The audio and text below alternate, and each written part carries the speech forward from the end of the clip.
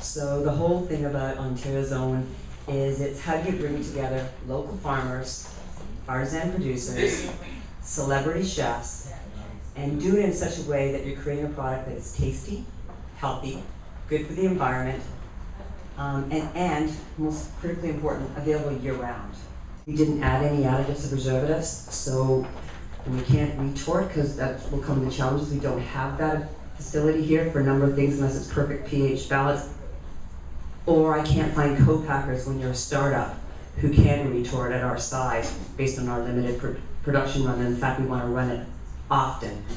So our philosophy is that a handmade cracker is a beautiful thing. No two of them are alike. Everything is made by hand cut edges. You have different thicknesses, so one cracker is a little crispy, one cracker is a little soft, maybe one cracker is a little burnt.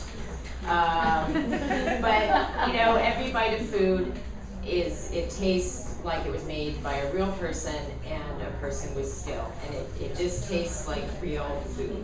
So when you buy Evelyn crackers, you can see where your money goes to me.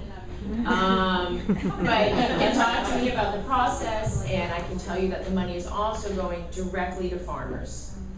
This is Ed, Evelyn, and I, and our goal is to leave Evelyn with a real sense of what it takes to make a handmade product and where all our food comes from. So when we sit down to dinner, she can name every item on her plate, you know, and that is so important to us. And it's great, we take her to the markets, and she's the total market brat. It's great. Somewhere along this whole process, I fell in love with food, and I fell in love with sharing food with other people and talking about it and teaching people about it. And as for the past 8 months, I've kind of been cobbling together, trying to figure out what my next big move is going to be. You know what I mean? What kind of bite I'm going to take.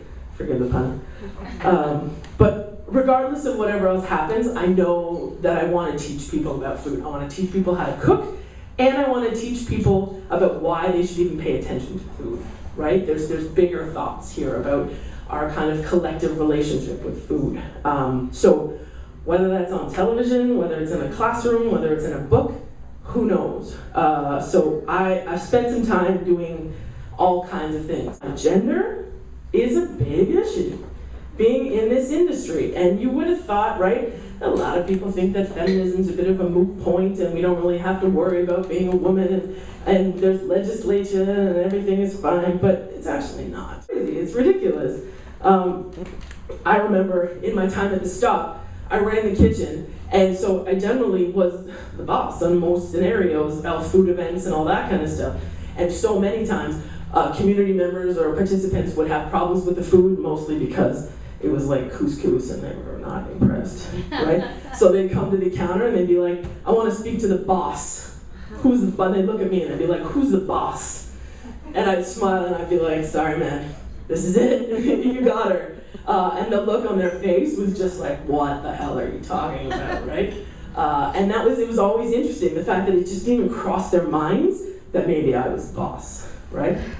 And this here is our Lawrence West Hub in March of this year, and we were looking at this and we were like, wow, this looks really barren and really depressing, and we wanted to fill it with life and beauty and joy, and this was really our springboard to kind of get going with the urban agriculture and the planting. That's Chris, he's sort of the brainchild behind all of this, and this is him planting individual, like with tweezers, seed by seed. We had started in these seedlings and we put them in the ground and we're like, okay, wait, are people actually going to want to do this? It's an inaugural season. We're a company, we've never done this before in terms of actually having somebody buy into it.